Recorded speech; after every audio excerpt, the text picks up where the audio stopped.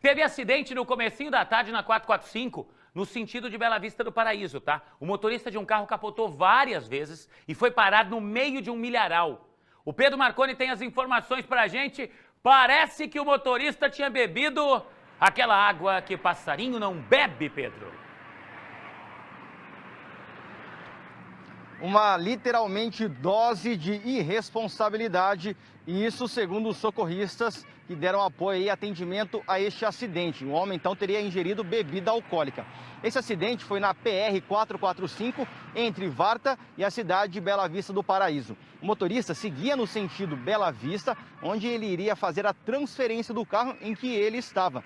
E estava junto com a esposa. Acabou se perdendo e capotou no meio de um milharal, dando bastante trabalho até para o resgate. A informação inicial que chegou para o Corpo de Bombeiros e o SEAT é que as vítimas estavam encarceradas. Por isso, o Corpo de Bombeiros foi lá com o caminhão para fazer o resgate se fosse necessário, mas aí chegaram lá, não precisou, que as vítimas não chegaram a ficar encarceradas nesse acidente. Mas aí chama atenção o fato aí que foram os próprios socorristas que passaram, que o homem teria bebido um pouquinho antes de dirigir e para ir fazer uma atividade, uma questão, envolvia carro também, ou seja, tudo errado pelo que aponta essa história aí.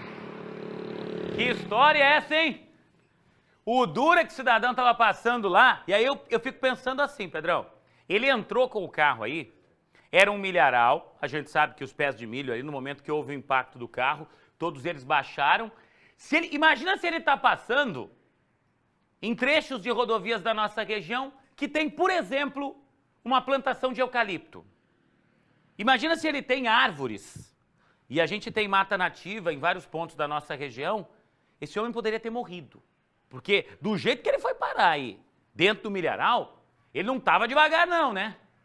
Se ele encontra uma vegetação um pouco mais densa e que cause esse impacto da batida, as consequências seriam muito piores. 6h35.